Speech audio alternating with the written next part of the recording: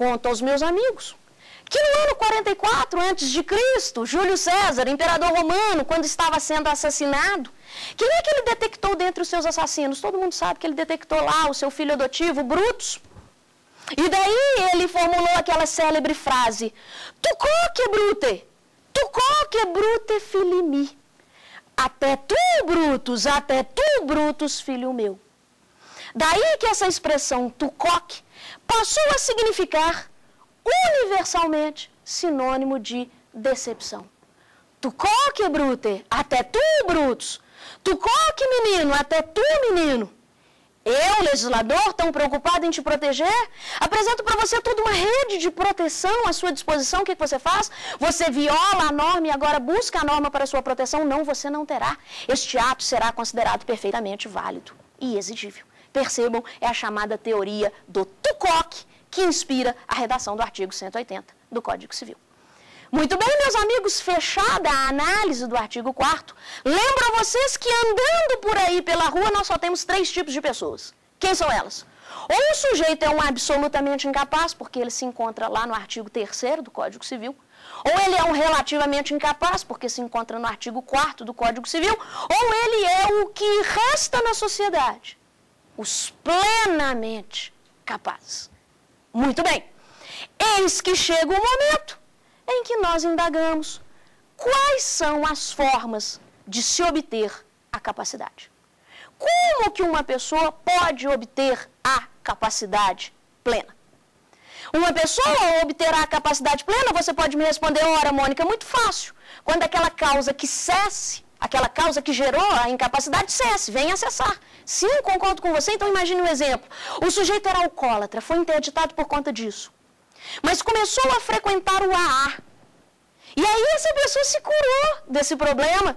Bom, é claro que haverá o levantamento da interdição dessa pessoa e essa pessoa retornará, obterá novamente aí a capacidade plena.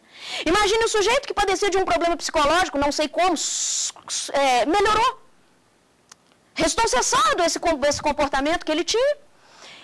Agora será levantada a interdição dessa pessoa e essa pessoa obterá a capacidade plena. Por fim, lembro aos meus amigos que quando a gente olha para aquela pessoa que é incapaz, porque é imatura, ainda assim é possível que essa pessoa venha a obter a capacidade plena. E o que normalmente acontece com essas pessoas que são consideradas incapazes porque são imaturos? Como que essas pessoas irão alcançar a capacidade plena? O que normalmente acontece com essas pessoas, com elas, é exatamente alcançar os 18 anos de idade, conforme diz o caput do artigo 5º. Completou 18 anos de idade, já há uma presunção absoluta de que aquela pessoa obteve maturidade. Porém, existem formas especiais de se obter a capacidade plena quando a incapacidade resulte de imaturidade. Essas formas especiais se manifestam por meio da chamada emancipação. A emancipação, por sua vez, ela poderá se manifestar sobre 3 espécies. Existe a chamada emancipação voluntária, que é aquela operada pelos pais em relação ao menino que tenha no mínimo 16 anos. Então o pai e a mãe procuram um cartório e emancipam ao seu filho. Essa é a chamada emancipação voluntária.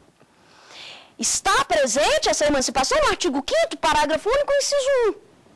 Primeira metade do Código Civil. Artigo 5º, parágrafo único, inciso 1, primeira metade do Código Civil.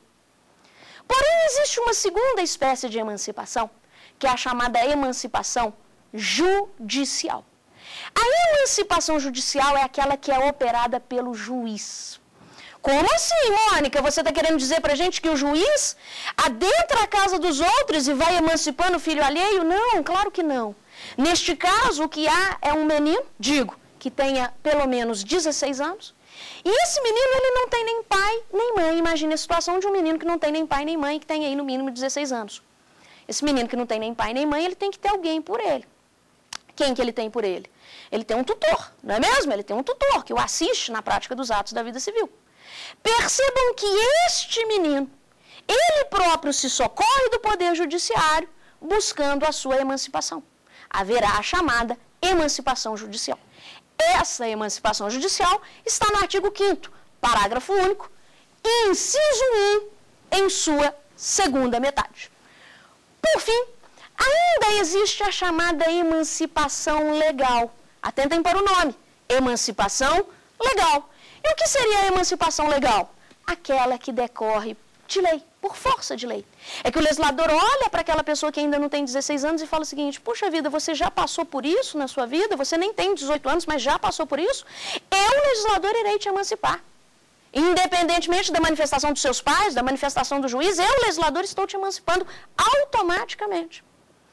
As situações de emancipação legal estão no artigo 5º, parágrafo único do Código Civil, nos incisos 2, 3, 4 e 5. Repito, artigo 5º, parágrafo único do Código Civil, nos incisos 2, 3, 4 e 5.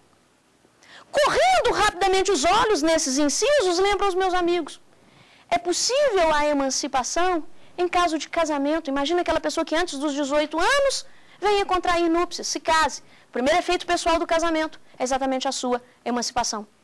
A segunda situação de emancipação legal é pelo exercício de emprego público efetivo. Imagine um menino que não tem 18 anos, que prestou um concurso público e obteve ali a aprovação, e mais do que a aprovação, tomou posse e entrou em exercício. Houve a emancipação desse menino também. Claro que na prática você já deve estar pensando aí da sua casa. Isso na prática não acontece, é verdade. Na prática não acontece, embora esteja previsto na lei, no Código Civil. Porque, na verdade, os editais nem admitem, né, nem autorizam aí a possibilidade daquela pessoa que tenha menos de 18 anos vir a prestar o concurso.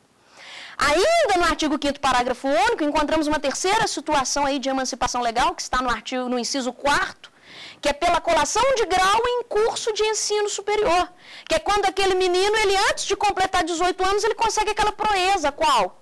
Se formar em um curso de ensino superior.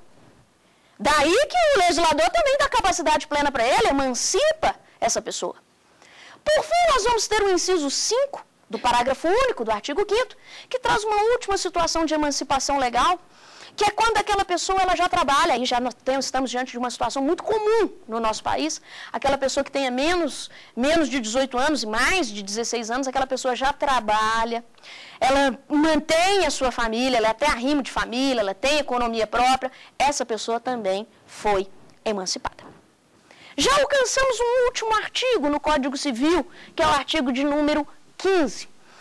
Esse artigo de número 15, nós vamos conferi-lo aqui juntos, e esse artigo de número 15, ele apresenta aí remansos de inocência, mas ele é extremamente polêmico.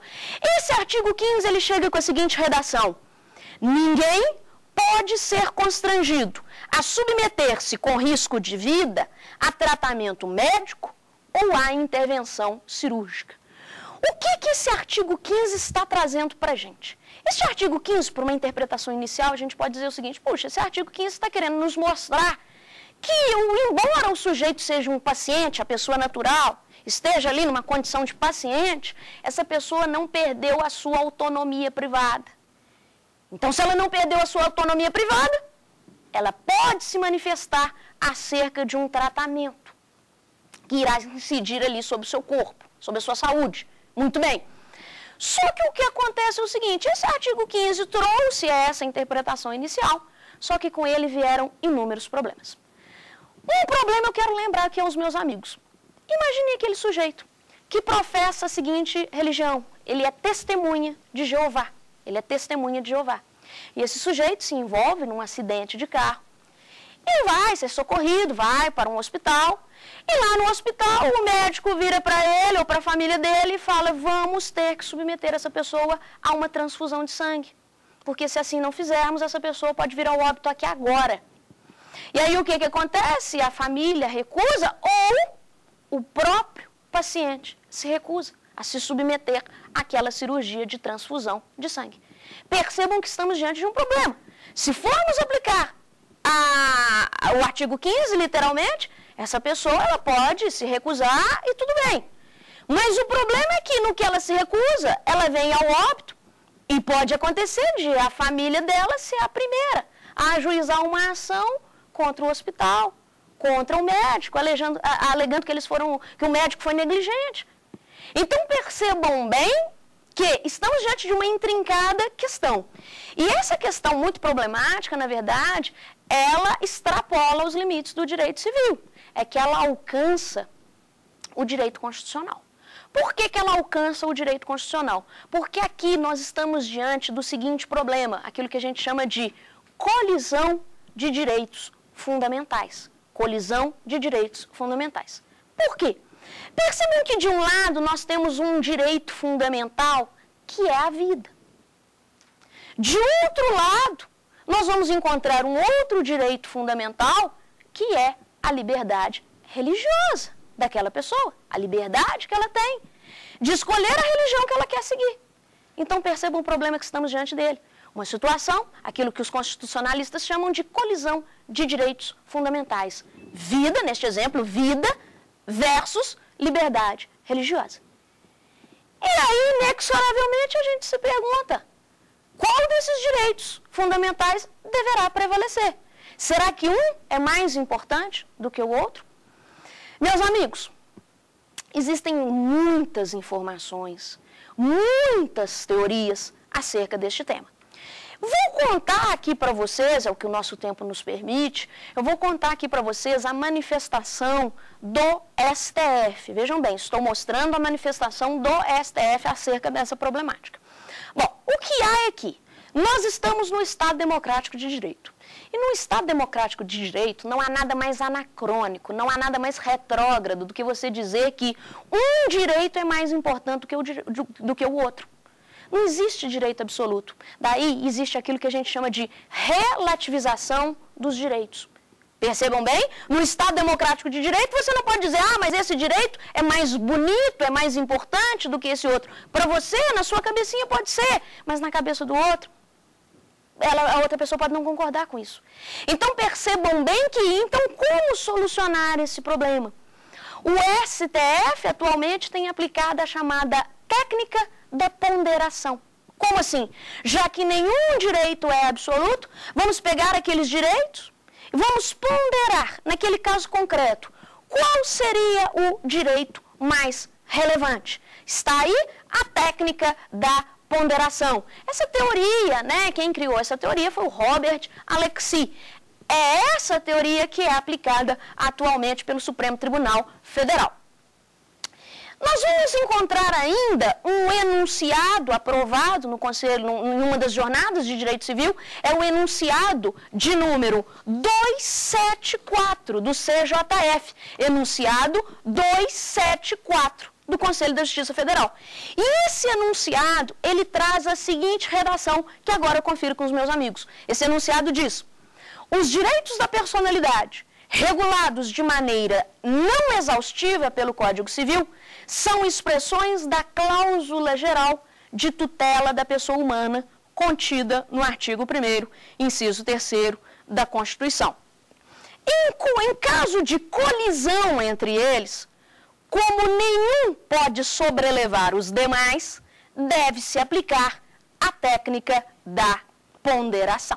Então percebam que essa técnica da ponderação a gente vai encontrar nos julgados do STF e também a gente encontra aí manifestação doutrinária no enunciado de número 274 do CJF. Com isso, a gente fechou aí a análise dos artigos 13, 14 e 15 que versaram sobre a integridade física da pessoa. Mas vamos lembrar ainda, seguindo na análise dos direitos da personalidade mencionados no Código Civil, do 16 ao 19. O que o Código Civil traz nos artigos 16 ao 19? Um tema que nós já cuidamos na nossa segunda aula, no nosso segundo encontro, que é o nome civil. Vimos que o nome civil designa a pessoa, individualizando-a na sociedade e indicando a sua procedência familiar. Vimos ainda que o artigo 16 do Código Civil, ele chega trazendo bem claramente que toda pessoa tem direito ao nome. Nele compreendidos um prenome, mais um sobrenome. Mencionamos em aulas passadas aí que esses são os elementos essenciais do nome.